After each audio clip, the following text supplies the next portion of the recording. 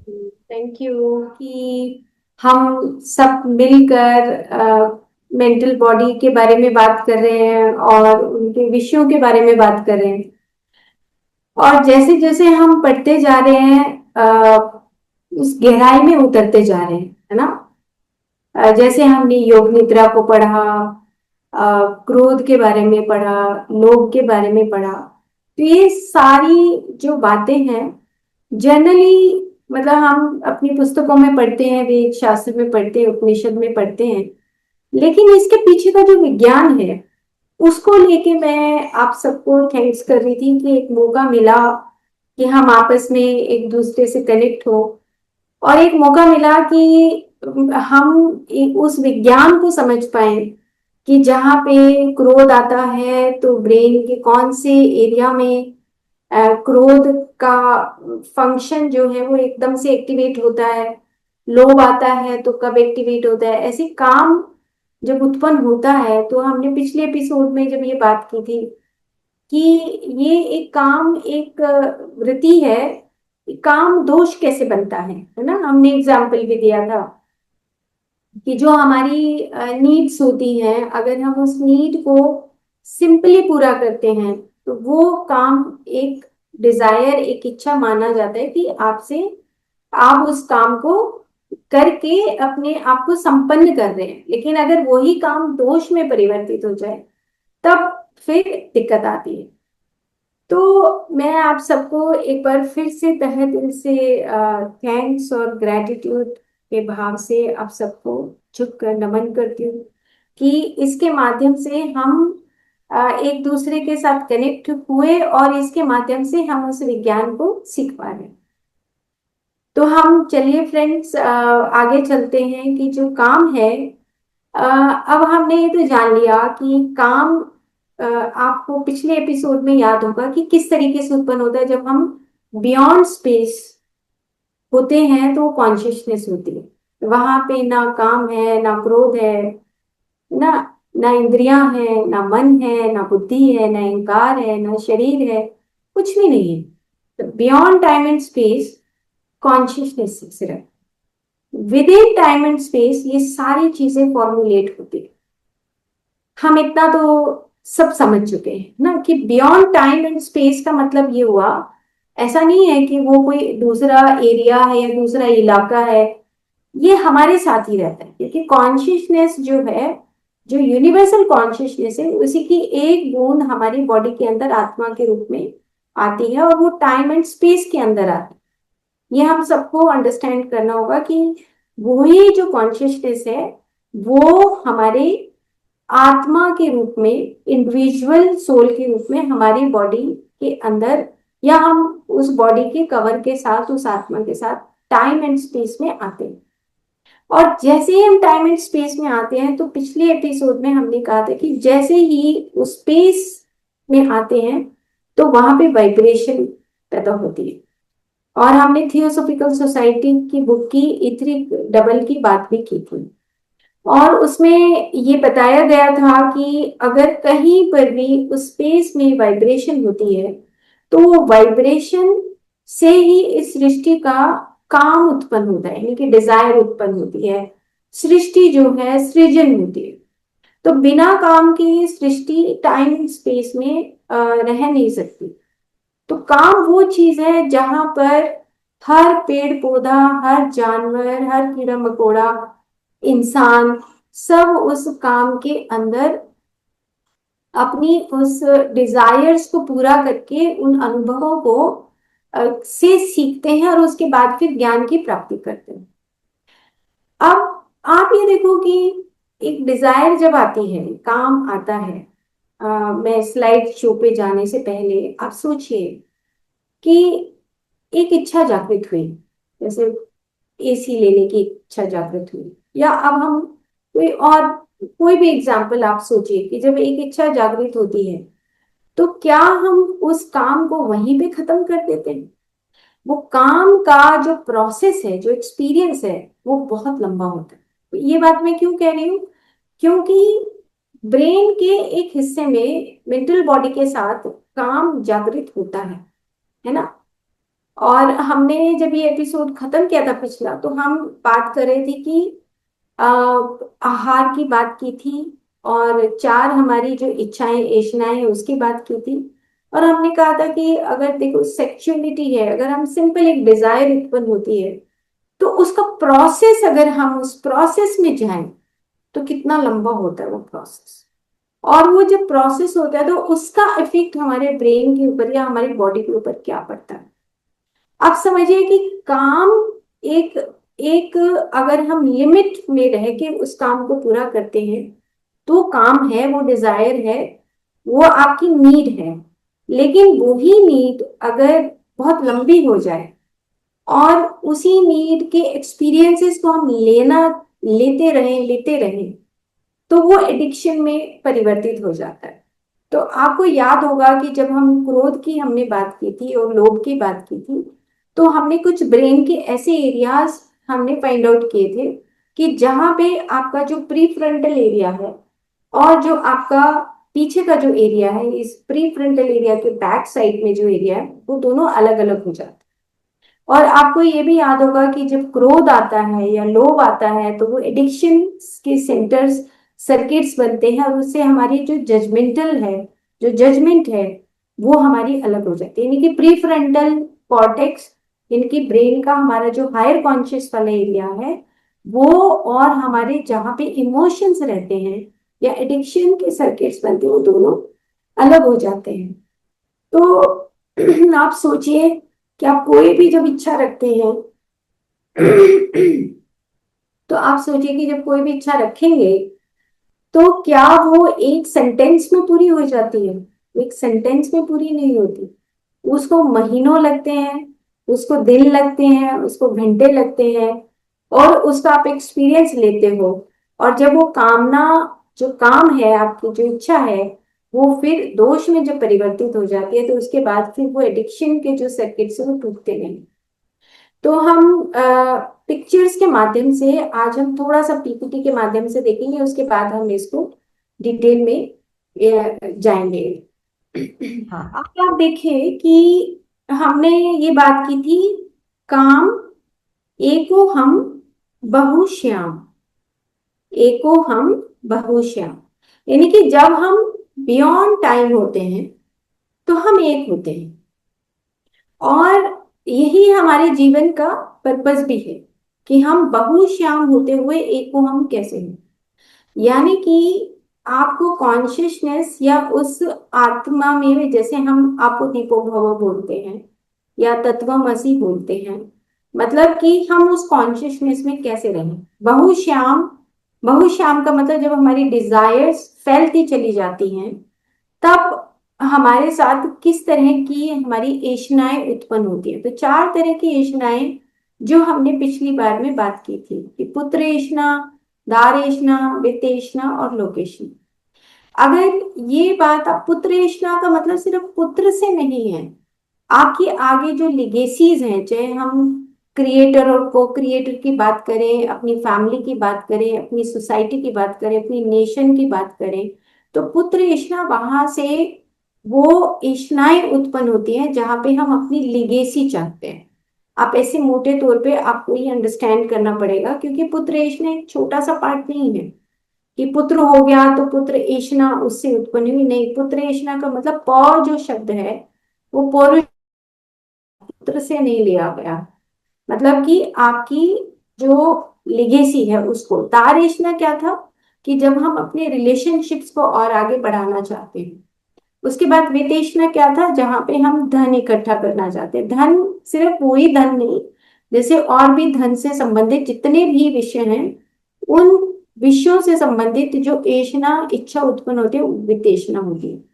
फिर लोकेशना होती है कि हम अपनी प्रॉस्पेरिटी चाहते हैं, हम अपनी अपने आप को फेमस करना चाहते हैं। लोकेशना की हम पूरे दुनिया में बहुत अपना नाम कमाना चाहते हैं। ऐसे मोटे तौर पे आप समझिए। ऐशना ऐशना है, इच्छा इच्छा है। उसके बाद चार तरह की इंस्टिंक्ट की बात पे हमने अपना एपिसोड खत्म किया था। वो था मैथुन और भय, आहार और निद्रा। चार हमारे इंस्टिंक्ट होते हैं जो हम नॉर्मल ह्यूमन बीइंग है, एनिमल बीइंग है, उनको जरूरत होती है मैथुन की, निद्रा की, भय की और आहार की। अब अगर हम इसको बार बार हम रिपीटिशन करते हैं तो वो वासना में कन्वर्ट होता है, जिसको हमने काम दोष बोला था, वही वासना होती है। और कामना में भी दो तरह की बताई गई है, तामसिक और सात्विक। इसमें ज्यादा डिटेल जानने की जरूरत नहीं है, हमारा पर्पस सिर्फ ये है कि जब हमारा काम दोष बन जाता है तो उस वक्त क्या होता है। अगर आप कोई भी डिजायर आपकी पूरी होती है तो आप उसमें आप हैप्पीनेस जोड़ते हो, है ना। और जब अगर आप उस प्लेजर सर्किट में चले जाते हो तो तामसिक हो जाता है, जब आप एडिक्शंस में चले जाते हो। अब ये जो पिक्चर मैंने साइड में जो आप पिक्चर देख रहे हैं, ये पिक्चर मैंने इसलिए लगाई है कि कामना सिर्फ फिजिकल लेवल पे नहीं होती। जब से सृष्टि आई, मैं पिक्चर दिखाती हूँ आपको, आप देखो इसमें कि पहले जब स्पेस होता है, जब हम with in time and space आते हैं, तो सिंपल एक राउंड में सिंपल एक क्रिएशन होता है। बीच में जो डॉट आप देख रहे हो, logo appears as a point in the sphere of the matter. जब मैटर में हम परिवर्तित होने लगते हैं तो एक डॉट के रूप में वो आता है। उसके बाद फिर वो वाइब्रेशन, जैसे जैसे जो डिजायर होती है उसको अपने अंदर वो डिजायर उत्पन्न होती है कि मैं कुछ यहाँ पे कॉन्शियसनेस के साथ कुछ करना चाहता हूँ। तो वो जब डिजायर होती है तो वाइब्रेशंस में आती है। अगर ऐसी वाइब्रेशन होती है और ऐसे वाइब्रेशन होने लगते हैं तो हम उसको आयुर्वेद में रूप बोलते हैं। यानी कि आप with in space and time and light, हम बोलते हैं कि जब आप अपने स्वरूप में दिखने लगते हैं, मतलब स्वरूप से पहले आपके पास आकाश और वायु होता है, और जब आपके पास रोशनी आने लगती है, मतलब रूप दिखने लगता है, तब ये वाइब्रेशन ऐसे और ऐसे आपको आप एक शेप लेने लगते हैं। जब पूरा शेप ले लेते हैं तो फिर पृथ्वी और जल तत्व से आप अपने आप को मैटर के रूप में दिखाई देने लगते हैं। तो अब आप देख रहे हैं, एक तो ऊपर वाली जो पिक्चर है और उसके नीचे आपको डॉट डॉट दिख रहे हैं, है ना, और डॉट के बाद लाइंस दिख रही है। इसी को बोलते हैं आदि अनुपात का। आदि और अनुपात का जो होते हैं वहां पे मोनेड्स होते हैं। मोनेड्स का मतलब ये डिसाइड होता है कि आप कौन सी हियरार्की से आए हैं। ये हियरार्कीज होती हैं, हम किस किस हियरार्की में आए हैं। सन हियरार्की है या प्लैनेटरी है, कौन से प्लैनेट से हैं, कौन से स्टार से हैं, ये हियरार्कीज होती हैं। तो सिंपल से इतनी सी बात समझने की है कि जो आदि ऊपर लिखा है, आदि मतलब द प्योर कॉन्शियसनेस और यूनिवर्सल कॉन्शियसनेस है। अनुपादका में जैसे ही आएंगे, एक बिंदु आएगा, एक बूंद आई, और आप मोनाड में वहां पे डिसीजन होगा कि आप जो है आप कौन सी हियरार्की से आत्मा नीचे की तरफ। अब आत्मा का एक इंडिविजुअल है या ग्रुप सोल्स है, वो डिसाइडिंग फैक्टर धीरे धीरे होता है। अब आप ये समझिए कि जब काम, क्रोध, लोभ, मोह, ये सब जो शाखाएं हैं हमारी मन की जो शाखाएं हैं, इसका मतलब देखो हम कहाँ थे। और वापस भी देखो, आपको वही स्पेस, जो ये स्पेस दिखाया है, आपको सब कुछ छोड़ना पड़ेगा। काम, क्रोध, लोभ, मोह, ये सब कुछ छोड़ोगे तब आप कॉन्शियसनेस में मिल सकते हो, अदरवाइज आप बियॉन्ड टाइम नहीं जा सकते। बियॉन्ड टाइम एंड स्पेस नहीं जा सकते, आपको ये सब कुछ छोड़ के जाना है।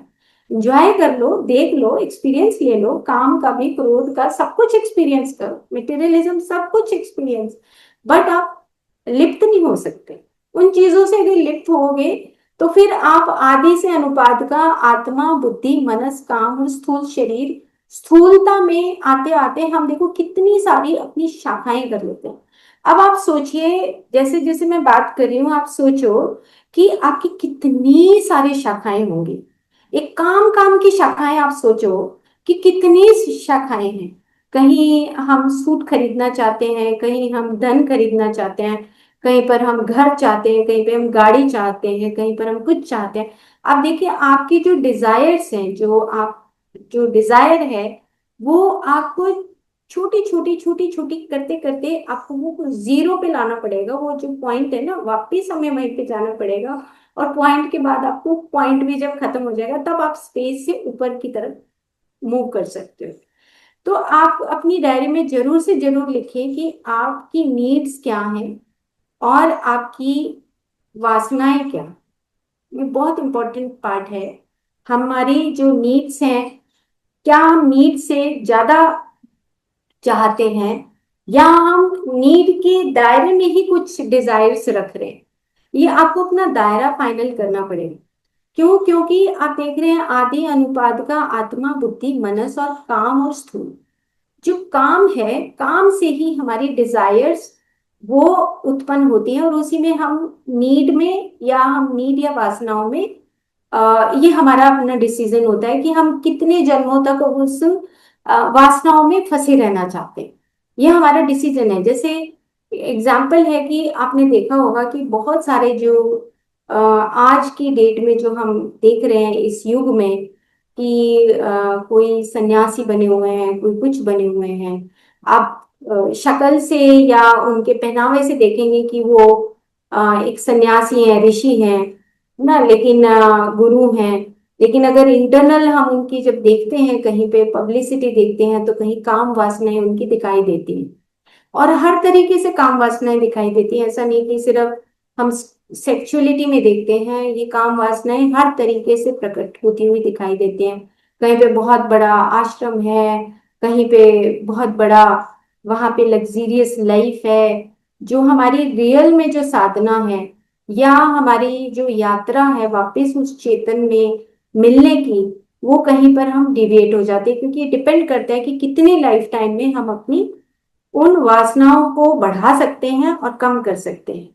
और एक चीज और है कि अगर आप इसमें आप देखेंगे कि कामना इज ए वृत्ति, a particular frequency of mental energy that completely alters the pattern of mental behaviour and thoughts, and वृत्तिज are described as being circular in form. And आप देखेंगे कि ये ना सर्कुलर फॉर्म में होती है।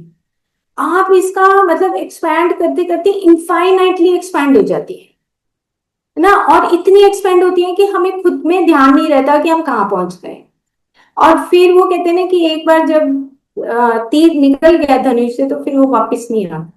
सेम इसी तरह हमारी जो कामनाएं हैं, वो अगर एक नॉर्मल एक लिमिटेशन से बाहर निकल गई, तो फिर वो वापस नहीं आ सकती। वो कहते हैं कि भाई इसे लाइफ टाइम में वापस मुड़ना बहुत मुश्किल है ना। क्यों? क्योंकि हमारी जो काम वासनाएं हैं, वो जो काम है, वो वासना के रूप में परिवर्तित हो जाता है।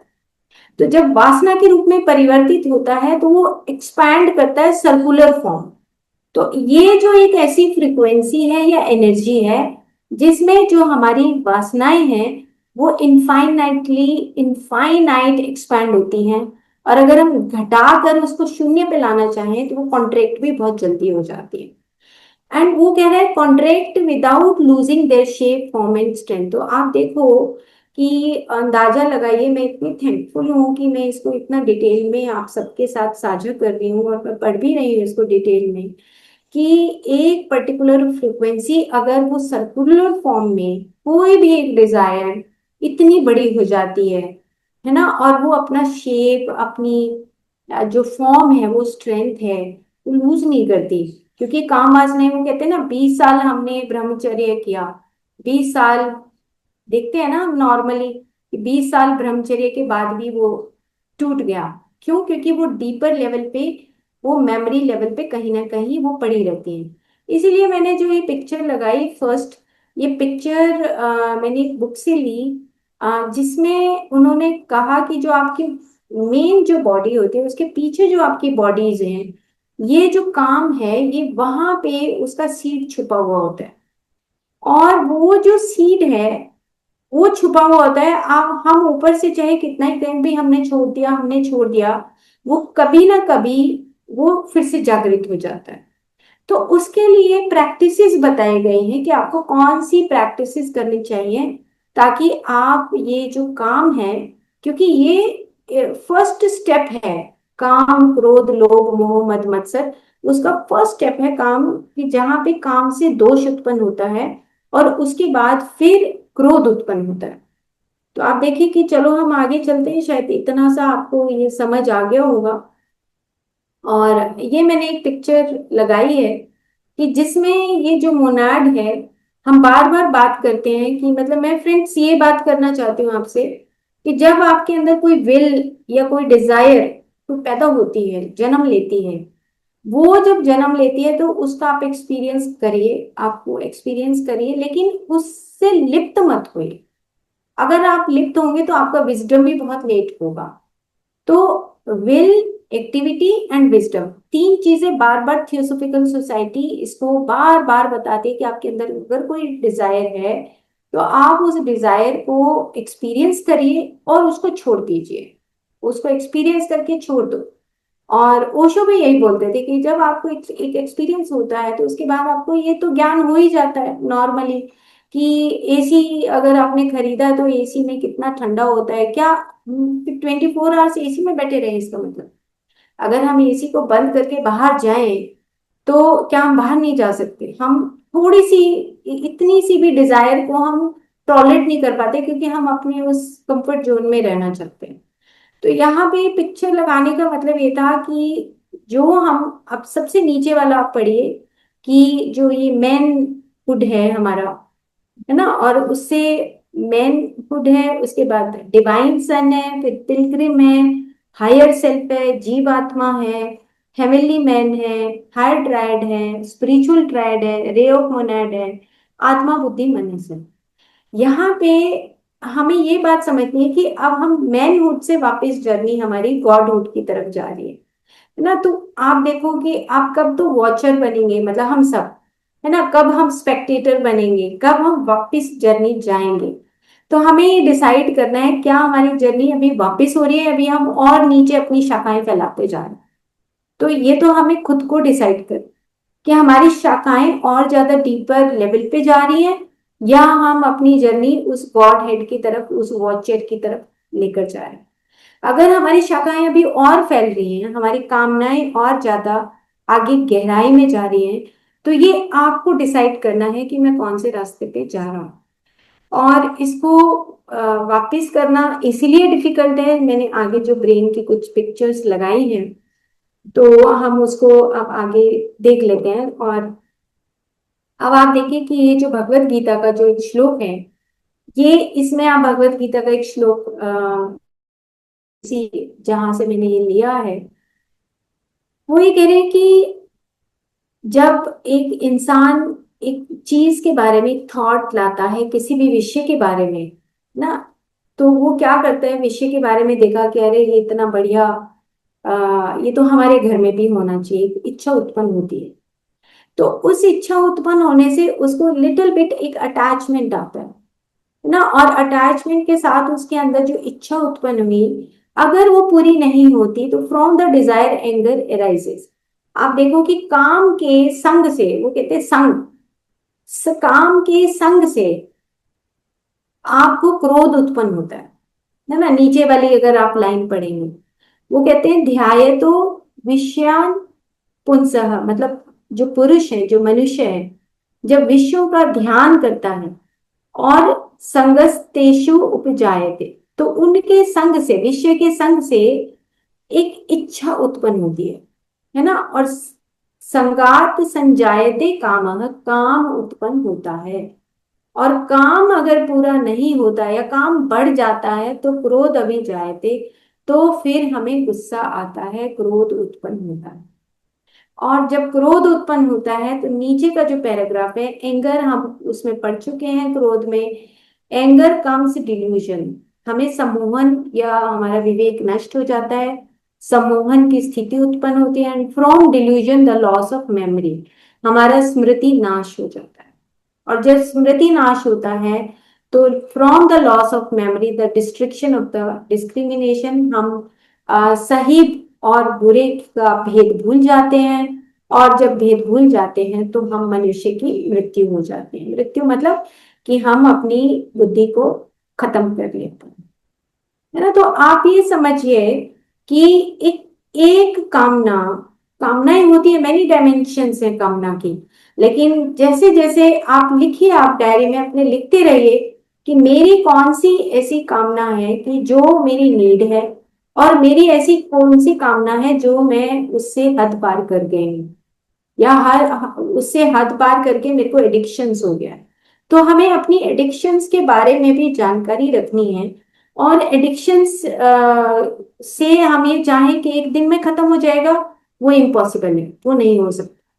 तो हम ब्रेन के इस फंक्शन को देखते हैं जहां पे ये लिखा है, इसको बोलते हैं, जहां पे कामना जो डिजायर उत्पन्न होती है उसको बोलते हैं मीजोलिम्बिक पाथवे बोलते हैं। मीजोलिम्बिक पाथवे आप देखेंगे कि ये एरिया जो है, ये यहाँ पे जो ये बीटीए लिखा है, ये यहाँ पे ये मीजोलिम्बिक एरिया है। लिम्बिक का मतलब जो हमारा लिम्बिक ब्रेन है, और जो मीजोलिम्बिक डोपामिनर्जिक जो ट्रैक्ट बोला है, कि बार बार हमारी जब कामनाएं जागृत होती हैं, तो ये जो कामना है, आप इस फंक्शन में देखेंगे तो अच्छी तरह समझ आएगा, मेरा कर्सर जाएगा। तो यहां से आप देखिए कि ये मीजोलिम्बिक सिस्टम है जहां से ये कामना उत्पन्न होती है। और एक डिजायर जब उत्पन्न होती है तो आप देखिए कि जैसे ही आप ये वाला जो एरिया है ना, सारा हमारा फाइव सेंसेस से रिलेटेड है। जैसे ही आपने आंखों से कुछ देखा, कानों से सुना, है ना। और आप, मैं आपको एक एग्जांपल देती हूँ कि अभी अ, आज के ही दिन एक हमारे यहाँ पे एक डॉक्टर है। मैं ऑफिस में बैठी थी तो परफ्यूम लगाया हुआ था किसी, तो उसको इतनी एक्साइटमेंट हो गई उस डॉक्टर को कि वो ये कहती है कि मेरे को तो अभी चाहिए, अभी बताओ कि ये परफ्यूम का नाम क्या है। मतलब एक डिजायर उत्पन्न हुई, और किससे हुई? गंध से हुई। देखो, तो जो फाइव सेंसेस हैं उसमें एक गंध से उसको इतनी डिजायर हो गई, उसने कहा कि मेरे को अभी, तो वो कहती है कि मेरे को याद नहीं यार कौन सा लगाया मैंने ना। तो वो कहते हैं नहीं नहीं मुझे नहीं पता, अभी बता, फोन करके घर पे फोन करो कि अभी बताओ कि मेरे को कौन सा।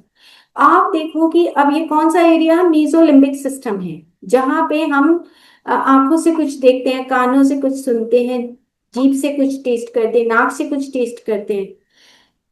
मतलब जब तक उसने पता नहीं कर लिया, उसने पीछा नहीं छोड़ा उस डॉक्टर ने।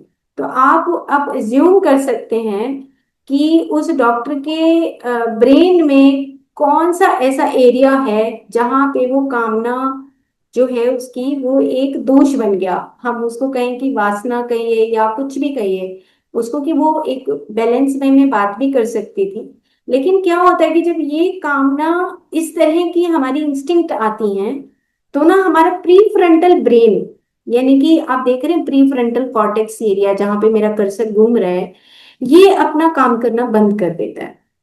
और ये जब प्री फ्रंटल कॉर्टेक्स एरिया काम करना जब बंद करता है, तो वो जजमेंट जो होता है ना, कि मैं कहाँ बैठी हूँ, है ना, मैं किन लोगों के बीच में बैठी हूँ, ये उसकी जजमेंट वो खत्म हो जाती है, क्योंकि सिर्फ सिर्फ लिम्बिक ब्रेन उसका काम करता है। और ये हम आसानी से समझ सकते हैं कि उस पर्सन के अंदर किस तरह की डिजायर्स होंगी, जिसकी वजह से वो पर्टिकुलर एरिया जहाँ पे, ये एरिया जो है बीटी, वेंट्रल टेगमेंटल एरिया बोलते हैं इसको, जहां से ये शुरू होता है। तो ये ग्रीन वाला पार्ट है, ये है हमारा इमोशंस का पार्ट है, जहां पे हमारी मेंटल बॉडी ज्यादा स्ट्रांगली एक्ट करती है। और ये जो आगे वाला जो पार्ट है, ये हमारा एक्ट करता है जब हम बैलेंस्ड वे में काम करते हैं। प्री फ्रंटल कॉर्टेक्स बीच में आके अपनी हिस्सेदारी दिखाता है कि नहीं, इट्स ओके, तुम बैलेंस में रहो, है ना। तो ये दो पार्ट है जहां पे हम अपनी उस इच्छा जहां पे जागृत होती है, और उसके बाद हम उसको दो तरीकों से उसको बैलेंस कर सकते हैं। लेकिन ये डिपेंड करता है कि हमारी हैबिट्स कैसी हैं, हमारे एडिक्शंस कैसे हैं, फर्स्ट टाइम क्या ये डिजायर आई है, क्या ये नीड से रिलेटेड है या नीड से स्टैंड कर चुकी है। अब कामना अगर नींद से एक्सटेंड कर चुकी है, तो आप समझिए कि हम कहीं खतरे की घंटी हमारे ब्रेन के अंदर बज रही है। ठीक है, और इसको हम थोड़ा सा और आगे अगर हम बात करें, तो ये brain stem, mid brain, substantia nigra और ये मीठी है। आप समझिए कि मीजोकॉर्टिकल मोटिवेशन, प्लेजर, सोशलाइजिंग, मतलब मैं सिंपल से आप ये बात समझिए कि जब हम, अगर डोपामिन हमारा रिलीज होता है, प्लेजर हार्मोन्स रिलीज होते हैं, तो जैसे हमने लोभ में बात की थी, लोभ के अंदर आपको याद होगा कि प्लेजर हार्मोन्स निकलते हैं, हमें एडिक्शन होने लगता है ना। तो कैसी कैसी डिजीजेस भी हम उन डिजीजेस से घिरने लगते हैं, जो नीचे की दो तीन डिजीजेस लिखी हैं, पार्किंसंस है, सिजोफ्रेनिया है, attention deficit hyper activity disorder, obsessive compulsive disorders हैं, एडिक्शंस हैं, है ना, रेस्टलेस लेग सिंड्रोम है। ये सब इम्बेलेंस ऑफ हमारे डोपामिन की वजह से, कहीं कहीं डोपामिन होता ही नहीं, निकलता ही नहीं, और कहीं कहीं डोपामिन एक्सेस में होता है। तो ये मोटे तौर पे हमें बस इतना सा समझने की जरूरत है कि जब हमारे पास कोई भी एक इच्छा, इच्छा तो जागृत आएगी, इच्छा तो होगी जरूर से जरूर, बट वो इच्छा एक बार आने के बाद वो कितना लंबा चलती है, ये हमें डिसाइड करने की जरूरत है। तो कितना लंबा, कि आज हमें चाहिए, कल चाहिए, 2 साल चाहिए, 5 साल चाहिए, 50 साल चाहिए, वो इच्छा अगर खत्म नहीं, तो इट मीन्स हम सही तरीके से मेडिटेशन या सही तरीके से योगिक प्रैक्टिसेस या सही तरीके से हम कोई स्वाध्याय, हम कुछ भी नहीं कर रहे हैं अगर हमारी वो इच्छा बढ़ती चली जाती है। ठीक है, तो ये एक लगाने का मतलब ये था कि हम उस फंक्शन को इजीली समझ सके। तो दो फंक्शन हमेशा आप, दो ये जो आप देख रहे हैं ग्रीन एरिया और जो ब्लूइश है, आप इसको याद रखें कि ये जो नीचे लिखा है इफेक्ट्स इन टाइम कोर्स, मतलब कि आपके पास एक थॉट आया कि मुझे मिठाई खानी है, आप इसको देखें कि मतलब अगर आपके मन में एक थॉट आया, एक हैबिट हैबिट है आपको, एडिक्शन है मिठाई खाने की, वो थॉट आने के बाद फिर आप जब तक उस मिठाई को खा नहीं लेते, उसको जब तक आप खा नहीं लेते, तब तक उसको कितना लंबा वो एक्सपीरियंस चलता है। मेरा कहने का मतलब है टाइम कोर्स, यहाँ पे लिखा है इफेक्ट, आपके ब्रेन के अंदर वो टाइम कोर्स चलता रहता है कि अभी तो मिठाई आई नहीं, अभी मैं मिठाई का आधी बर्फी खा लेता हूँ, अभी क्या फर्क पड़ता है, पूरी खा लेता हूँ, नहीं नहीं पूरी नहीं, मैं एक बर्फी और खा लेता हूँ, है ना। तो ये नीड कितनी है और नीड से हम एक्सटेंड कितना, छोटी सी बर्फी की बात है, और चीजें तो हम और साइड में हम बात कर सकते हैं, है ना। तो हमें बस इतनी सी बात समझनी है कि काम एक ऐसी चीज है जो हमारे हमें जीवन देती है ना, वो एक हमें थ्रिल लाता है हमारी लाइफ में। हमारे अंदर कोई भी अगर एक नई हमारी क्रिएटिविटी आती है, क्रिएटिविटी जब आती है तो हमें ये काम करना है ना। अब हम वो काम करने के बाद अगर हम उस एडिक्शन में चले जाए, है ना, जैसे मुझे भी कभी कभी लगता था जब मैं पीएचडी कर रही थी, तो मेरे को ऐसा लगता था कि जब पीएचडी कंप्लीट की मैंने, इतना पढ़ाई करते करते मुझे ऐसे फीलिंग आती थी कि मैं एडिक्टेड हो चुकी हूँ पढ़ाई की। और ऐसी एडिक्शन के बाद मैंने अपनी डॉटर को मैसेज किया कि यार तू ऐसी कोई मुझे सीरियल भेज दे कि जिसमें सिर्फ हंसी हो, मैं इस पढ़ाई को नहीं करना चाहती, सिर्फ हंसी हो, ऐसी मुझे कोई पिक्चर बता दो, कोई ऐसी सीरीज बता दो। पर खैर किसी ने हेल्प नहीं की मेरी, ना मेरे बच्चों ने नहीं की, मेरी फ्रेंड सर्कल में किसी ने हेल्प नहीं की। और मैं चाहती थी, अब आप करना, कि मैं हंसना चाहती हूँ क्योंकि इतनी सीरियसनेस में वो पीएचडी हुई। तो क्या हुआ, मुझे खुद में लगने लगा था कि मेरे ब्रेन में कहीं वो एडिक्शन, इतना एडिक्शन, एडिक्टेड हो चुकी हूँ मैं पढ़ाई की। तो उसको मैंने ड्रॉप किया, छोड़ा, मुझे मैंने ये सारी चीजें छोड़ी, तो कुछ दिन, एक महीने तक मैंने हाथ नहीं लगाया। अंदर से आता रहा कि मुझे करना है यार, why I am wasting my time, मुझे नहीं, ऐसा नहीं करना चाहिए। तो हम, मतलब ये है ओवरऑल कहने का कि हम अपनी एडिक्शंस को, हम अपनी कामनाओं के ऊपर कंट्रोल नहीं कर सकते, क्योंकि हमारे ब्रेन में वो सर्किट्स बन जाते, तो हमारे हाथ से बात निकल जाती है। और उसको हमें तोड़ने के लिए हमें रियल में अपने ऊपर वर्क करना पड़ता है। वो कैसे वर्क करना पड़ता है, उसके आगे हम आते हैं। अब ये जो कुछ पार्ट्स मैंने लिए हैं, वो ये स्वामी सत्यानंद सरस्वती जी हैं, ये इन्होंने बहुत काम किया है योगिक प्रैक्टिसेस के फील्ड में, बिहार स्कूल ऑफ योगा से हैं। और इन्होंने कहा है कि जो ये डिजायर है, थॉट है, ये एक टाइप की मैनिफेस्टेशन ऑफ एनर्जी है। और ये जो एनर्जी है, ये ईड़ा और पिंगला के रूप में हमारी बॉडी के अंदर बहती रहती है। अब फ्रेंड्स, आपको ये तो जरूर से जरूर सीखना है कि जो ईड़ा और पिंगला नाड़ी है, हम बहुत बार इसकी बात करते हैं, और mental body medicine, vital body medicine में हम ईड़ा पिंगला की बात करते रहे हैं, है ना। तो ये क्या है कि ये दो हमारे एनर्जी फ्लो हैं, जिसमें जो mental energy is called Ida और pranic energy is known as Pingala. इतना इंपॉर्टेंट लाइन है। Mental energy is called Ida, यानी कि जिसको हम चंद्रमा नाड़ी बोलते हैं, मतलब मन और चंद्रमा का संबंध है, ये हम सब जानते हैं, है ना। प्राणिक energy is known as Pingali.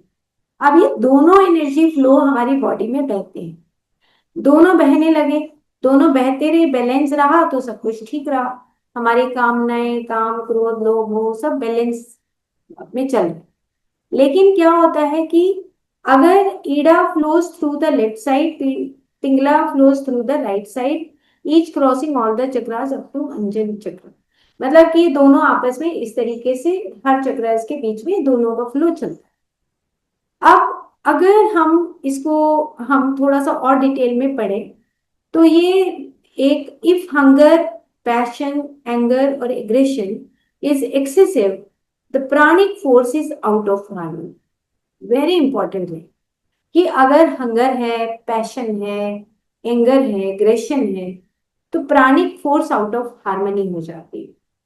When Ida Nadi is predominant and Pingala Nadi is subservient, the desire are insatiable.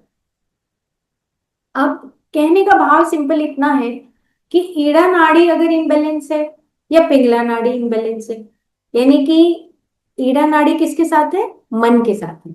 आप ऐसे आराम से समझिए। और जो पिंगला नाड़ी है वो सूर्य नाड़ी है, वो हमारी प्राण और शरीर के साथ। और ये हम आपको पहले बता चुके हैं कि फिजिकल बॉडी और वाइटल बॉडी इकट्ठी रहती है ना। ये तो हमें पता ही है कि जो हमारा भौतिक शरीर है और प्राण शरीर है वो इकट्ठा रहता है, जो मन शरीर है और बुद्धि शरीर है वो अलग है ना। तो दोनों का जो फ्लो है, अब हमें ये पहचानना है कि मेरी किस तरह की काम दोष उत्पन्न होता है। मान लो मन के अंदर भाव अच्छा नहीं आता, है ना। मन के अंदर भाव मान लो आता है कि ईर्ष्या का भाव आता है, या मन के अंदर ये आता है कि मैं बड़ा घर बना लूं। कामना की बात कर रहे हैं हम, कि बड़ा घर बनाएंगे, बड़ा घर और बड़ा घर बनाएंगे और ज्यादा जमीन खरीदेंगे। मन के अंदर ये भाव चल रहा है, तो कौन सी नाड़ी इफेक्टेड हो रही है? ईड़ा नाड़ी, है ना। और हम अगर फिजिकल लेवल पे धन इकट्ठा करके रखते रहे, रखते रहे, रखते रहे, ना, डिजायर पैदा हो रही है। और हम मटेरियलिज्म में बहुत सारे फ्रूट्स लाके, कोविड आया था तो आपने देखा होगा कि हमने बहुत धन इकट्ठा कर लिया था, मतलब बहुत गेहूं इकट्ठा कर लिया, आटा इकट्ठा कर लिया, सब्जियां इकट्ठी कर ली। तो ये जो काम है, ये उस वासना में जब परिवर्तित हुआ तो फिजिकल लेवल पे जब बार बार हम चीज को इकट्ठा करते हैं तो वो कौन सी नाड़ी हुई? पिंगला नाड़ी, है ना। तो मन के भाव में जब उत्पत्ति होती है वो कामना बार बार, और मिक्सचर भी होता है कि काम आया, उत्पन्न हुआ, और फिर हमने वो फिजिकल लेवल पे भी। तो तीन तरीके से ये बताया गया है कि मन के अंदर जैसे सेक्सुअलिटी है, पोर्नोग्राफी है, बहुत सारे ऐसे आज के स्टूडेंट्स हैं, यंगस्टर हैं, इवन ओल्ड एज पर्सन भी हैं, वो देखते रहते हैं ये चीजें। तो मन मन का जो ईड़ा नाड़ी है वो टोटली उनकी इम्बेलेंस्ड हो जाती है ना। और अगर फिजिकल लेवल पे हम देखते हैं, हम इस तरह के पेशेंट को देखते हैं यहाँ पे कि कभी कभी जो इम्पोटेंसी है वो जस्ट बिकॉज ऑफ उनके फिजिकल करेक्टर की वजह से आती है, कभी कभी इम्पोटेंसी आती है, कभी मेंटल की वजह से। तो हम ईड़ा और पिंगला नाड़ी को बैलेंस करना सीखें, ताकि हम उस हठ योग के माध्यम से, राजयोग के माध्यम से, क्रिया योग के माध्यम से, मेडिटेशन से हम उन कामनाओं को हम एक नीड में ही सीमित कर सकते हैं। क्यों? क्योंकि हमने जो ब्रेन का फंक्शन देखा, तो ब्रेन के फंक्शन में आपने देखा होगा कि हम प्री फ्रंटल एरिया और जो हमारा मीजोलिम्बिक एरिया है, उन दोनों वो दोनों सेपरेट हो जाते हैं। हर बार हमने देखा क्रोध हो तब भी दोनों सेपरेट हो जाते हैं, लोभ हो तो भी सेपरेट हो जाते हैं, काम हो तो भी सेपरेट हो जाते हैं। तो इसका मतलब ये है कि दोनों का कोऑर्डिनेशन होना बहुत जरूरी है। तो जैसे हमने योग निद्रा में बताया कि जब हम प्रैक्टिस करते हैं योग निद्रा की, तो प्री फ्रंटल एरिया और हमारा जो पीछे का जो मिड ब्रेन का हिस्सा है, मिगडिला है, ये सब चीजें आपस में कोरिलेट करती हैं, हार्मनी है। दोनों की हार्मनी को बनाने के लिए योग निद्रा की जाती है। तो डिजायर इन्होंने कहा is a mental disease but it's root has to be discovered in the physical body. तो मेंटल है, लेकिन इसकी जो डिस्कवर कैसे पता लगती है, जब आप फिजिकल बॉडी के माध्यम से, मतलब शरीर के माध्यम से कुछ संग्रह करते हो, तब पता लगता है आपको। मतलब बहुत सारे ऐसे एग्जाम्पल्स हैं कि अरे इतना धन जोड़ गया और चला भी गया, उसने अपने ढंग से कपड़े भी नहीं पहने और वो सब धन जोड़ के चला गया। तो कामना उस फिजिकल वे में दिखती है कि उसकी कामनाएं किस तरह की कामनाएं, वो दोष में परिवर्तित हो, है ना, वासना में परिवर्तित हो गई। तो हम अब इसको देखते हैं थोड़ा सा। मैंने कोशिश की है बताने की कि जैसे प्राण शक्ति और चित्त शक्ति दो चीजें हैं, और ये एक्सपीरियंस और expression of desire you can determine whether it is generated and fuelled by prana shakti और चित्त शक्ति। जैसे ये अभी एग्जाम्पल दिया है, ये दोनों एग्जाम जो मैंने अभी एग्जाम्पल दिए वो इस पूरे पेज का सार है। कि जैसे बताया कि आप नीचे अगर इसको देखेंगे, इन टर्म्स ऑफ हठ योग, जहां मेरा कर्सर चल रहा है, prana shakti can be regulated and balance through the pingala nadi. ना, प्राण पिंगला सूर्य नाड़ी, एंड लोअर चक्रास स्पेशली मूलाधार, स्वादिष्ठान एंड मणिपुर। मणिपुर, ये तीन जो चक्र हैं वो हमारी प्राण शक्ति से कनेक्टेड होते हैं। अब ये भी हमें सीखना है कि अगर आप अपनी प्राण शक्ति को रेगुलेट करना चाहते हो, आप अगर तीनों चक्रास में कुछ ना कुछ अगर दिक्कत है, तो आपको प्राण शक्ति के माध्यम से आप ठीक कर सकते हो। मैंने आगे कुछ स्लाइड लगाए हैं। सेम इसी तरीके से जो चित्त शक्ति है, यानी कि जो मन की शक्ति है, can be regulated and balance through the Ida नाड़ी एंड द अपर चक्र, स्पेशली अंजन चक्र, विशुद्धि चक्र और अनाहत चक्र। अगर हमें लगता है हमारे अंजन चक्र, विशुद्धि और हमारे अनाहत में कुछ भी इम्बैलेंस है, तो हमें ईड़ा नाड़ी के माध्यम से हम अपनी उस कामना को बैलेंस कर सकते हैं। बस प्रैक्टिकल बात ये है। ठीक है। तो क्यों है, क्योंकि इसमें वो बताते हैं नीचे कि एक्सेसिव प्राण शक्ति creates the heat in the body and mind. तो प्राण शक्ति मतलब कि हम बार बार हम चीजों को इकट्ठा कर रहे हैं, कामनाएं उत्पन्न हो रही हैं, है ना, तो हीट उत्पन्न होती है। मतलब उन्होंने मैथुन को लेके काफी विस्तार से बताया है कि जब इस तरह की इच्छाएं, इंस्टिंक्ट उत्पन्न होते हैं, तो उसी से ही ये सब चीजें हमारी जनरेट होती हैं। जैसे कि जो इच्छाएं बताई गई, पुत्रेष्णा और जो दारेष्णा है, विदेशना है। अब हम इससे अंदाजा लगा सकते हैं, हम अपनी काम को हमें काम की लिस्ट को बनाना होगा ना। काम की लिस्ट को बनाने के बाद हम समझ सकते हैं कि ये मेरी ईड़ा नाड़ी इम्बेलेंस्ड है या पिंगला नाड़ी इम्बेलेंस्ड है। अब हम इसमें थोड़ा सा और आगे चलते हैं कि excessive desire creates a chemical imbalance in the brain and body, mind and prana affected. Simple सी बात है कि जैसे ही डिजायर एक्सेसिव हुई, एक्सेस, देखो एक्सेसिव डिजायर, डिजायर नहीं लिखा है, एक्सेस डिजायर लिखा है। हलवा खाना था इतना सा, खा लिया एक कटोरी भर के, एक्सेस हो गया है। इच्छा तो थी हलवा खाने की, लेकिन अब हलवा खाने की इच्छा थी जितनी जरूरत थी, लेकिन आधी कटोरी फालतू खा लिया। तो इससे क्या हुआ, केमिकल इम्बेलेंस है। कौन सी नाड़ी हमारी सबसे ज्यादा विचलित हुई, तो माइंड एंड प्राणा आर बोथ आर अफेक्टेड, है ना। तो इससे क्या हुआ कि जो pre frontal cortex is at the front of the brain, behind the forehead and above the eyes. तो प्री फ्रंटल जो ब्रेन है उसका अलाउज यू टू एंटिसिपेट, मतलब एंटिसिपेट करता है। मतलब प्री फ्रंटल ब्रेन का काम क्या होता है हमारे इस वाले एरिया का, कि वो ना हमें एंटिसिपेट, यार बस करो और नहीं खाना यार, और नहीं लेना, है ना। लेकिन अगर वो डिस्कनेक्ट हो जाए, हमें एडिक्शन हो जाए कि हम खाते ही रहें, तो वो फिर हम ये खुद में समझ सकते हैं कि प्रीफ्रंटल कॉर्टेक्स ने काम करना बंद कर दिया, और उसके फिर हमें कॉन्सिक्वेंसेस भी भुगतने पड़ते हैं। ठीक है। तो हम एक सिंपल सी, ये मैंने चार जो हैं प्रैक्टिसेस हैं। जो सबसे पहले कपाल भाती को इन्होंने बहुत अच्छा बताया है कि हम अगर हठ योग के माध्यम से, वो षट कर्म जो क्रिया होती है उसमें कपाल भाती इज बेस्ट। अगर हम बार बार, आप इसको डिटेल में जब पढ़ेंगे, हमें ज्यादा डिटेल में बात करने की जरूरत नहीं है, जब आप कपालभाति करेंगे तो सांस को ऐसे रिवर्स करते हैं, तो आपका जो प्री फ्रंटल एरिया है और जो अंदर का जो कनेक्टिविटी है, जो आपने ब्रेन का देखा, उसका जो सर्कुलेशन है वो बढ़ता है ना। तो जब आपस में इन दोनों का कॉम्बिनेशन होगा, हमारा प्री फ्रंटल एरिया, कॉर्टेक्स है, और हमारे अंदर का जो मिड ब्रेन का हिस्सा है, ये सब आपस में जब कनेक्ट होती है तो कपाल भाती से हमें वो जो कामनाओं का सर्किट जो बनता है वो ऑटोमेटिकली ब्रेक डाउन होता है। तो हमें ये समझने की जरूरत है कि अगर हम अपने उस प्री फ्रंटल ब्रेन के एरिया को फिर से कनेक्ट करना चाहते हैं पीछे के लिम्बिक सिस्टम से, तो कपालभाति बहुत अच्छा बताया गया है। सेम इसी तरीके से नाड़ी शोधन हम वाइटल बॉडी मेडिसिन में बता चुके हैं कि this is the best exercise. मतलब और कुछ हम जीवन में करें ना करें, दो चीजें, योग निद्रा और नाड़ी शोधन करना ही करना है। आप 15 मिनट इसको दे दो, 15 मिनट इसको दे दो, योग निद्रा को दे दीजिए।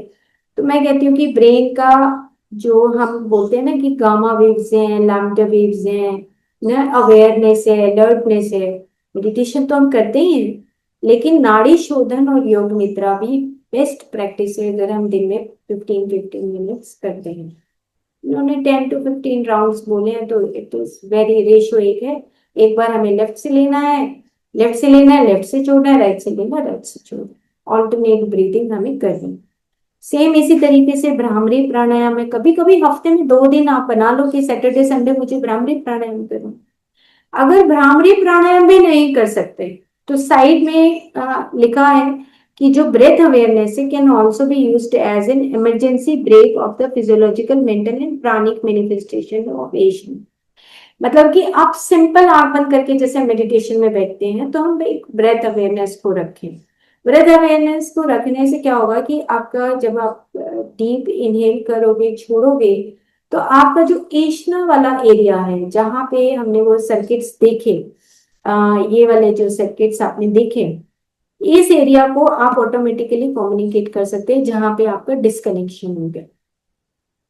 ये एरिया आपका टोटल कनेक्ट हो जाएगा, पूरा एरिया हमारा, ये जो कॉर्टेक्स एरिया है, प्री फ्रंटल एरिया है, और ये जो मिड ब्रेन का एरिया है, ये सारा आपकी कनेक्टिविटी, अदरवाइज ये प्री फ्रंटल एरिया जो है डिस्कनेक्ट हो जाता है। ओके, तो ये इसके पीछे हमारी ये जो साइंस है, ये साइंस ये है कि हम जो ब्रेथ अवेयरनेस है इसको भी मैं आप सबसे रिक्वेस्ट करती हूँ कि एक बार इसको पूरा आराम से पढ़िए। पढ़ने के बाद इसकी आप जरूर से जरूर प्रैक्टिस करिए, ताकि ये प्रैक्टिस इतनी अच्छी ब्रेथ अवेयरनेस, मैंने इसको लगाने से पहले ये प्रैक्टिस में 2-3 दिन पहले से मैंने एक बार करके भी देखी कि ब्रेथ, जैसे एब्डोमिनल ब्रीदिंग उन्होंने लिखा है, तो हम डीप एब्डोमिनल ब्रीदिंग करते हैं, तो सेम वही हमारे प्रीफ्रंटल एरिया में, जहाँ उसके बैक साइड में जहाँ पे कामना उत्पन्न होती है, उसको हम डिलीट कर सकते हैं। जैसे रिकैपिचुलेशन कई बार हम डिस्कस कर चुके हैं। तो इस तरीके से हम, अब मैं इस स्लाइड को बंद करती हूँ और हम सिंपल एक डिस्कशन करते हैं। ओके, तो इसमें जो संग शब्द, जब हमने भगवत गीता का श्लोक लिया तो हम इसके पीछे की साइंस पढ़ ली है। और एक जो भगवत गीता है पत्री जी की, तो उसमें उन्होंने, आदि शंकराचार्य जी ने लिखा है भज गोविंदम में कि सत संगत्वे निस्संगत्वम निर्मोहत्वम और निश्चल चित्तम, मतलब दैट वर्ड निश्चल चित्त। 1 मिनट के लिए हम सब प्रैक्टिस करते हैं, आंख बंद कर लीजिए, सिंपल 1 मिनट के लिए प्रैक्टिस करते हैं। आंख बंद करके टोटल आप 2-3 सांस लीजिए अपने आप में। 2, 3, आंखें बंद रखें। चित्त को पहचाने। चित्त यानी कि जहां पे कोई भी थॉट नहीं चलता। अगर थॉट चल रहा है तो वो मन है, ड्युअलिटी है। फिर से सांस लीजिए, एक, इन एंड आउट, दो, तीन। फिर से देखिए, चित्त को पहचानिए, निश्चिल चित्त, टोटल, कोई थॉट नहीं, थॉट फ्री स्टेट। आंखें बंद रखिए, फिर से सांस लीजिए, एक, दो,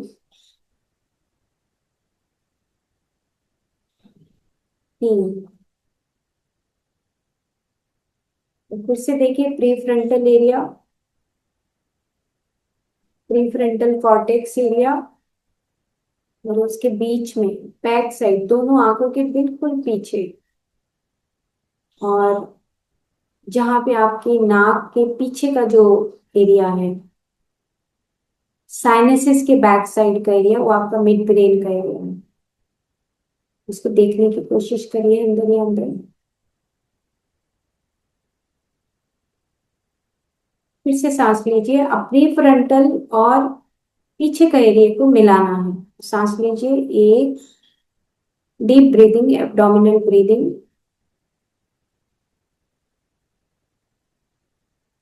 दो, सांस को गहरा भरिए, पेट को फुलाइए, और फिर सांस को छोड़ दीजिए, तीन, फिर से सांस को भरिए गहरा, और सांस को छोड़ दीजिए। फिर से वॉच करिए कि क्या मैं थॉट फ्री स्टेट में हूँ। ये मेरा चित्त है, निश्चल चित्त। आराम से आंखें खोल लीजिए, बहुत ही आराम से।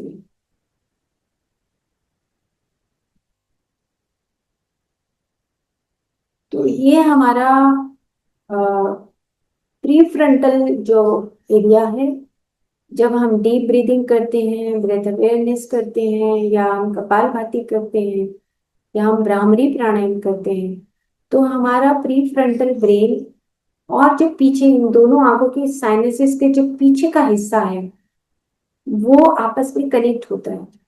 और जब वो कनेक्ट होता है, तो इसका मतलब समझिए कि आप सारे ब्रेन के एरिया को आपस में कनेक्ट कर रहे हैं, और वो ही निश्चिंत चित्त, आप थॉट फ्री स्टेट में आ जाते हैं, जहाँ पे आपके सारे ब्रेन के पार्ट्स एक हो जाए। वहां पे आपकी गामा वेव्स क्रिएट होती है, आप थॉट फ्री स्टेट में। ठीक है। तो ये उन्होंने बताया है कि सज्जनों से सत्संगति करते रहने पर सांसारिक विषय आसक्ति नष्ट हो जाती है, कामनाएं नष्ट हो जाती है। तो कामना आपको शून्य करनी पड़ेगी अगर आप फिर से कॉन्शियसनेस में मिलना चाहते हो। तो आपको कॉन्शियसनेस में मिलने के लिए आपको सारी कामनाएं, सारे मन के विषय आपको दूर करने पड़ेंगे, शून्यता में आना पड़ेगा, प्रेम सिंधु में तैरना पड़ेगा, है ना। तो ये काम हमें करना। Okay, thank you.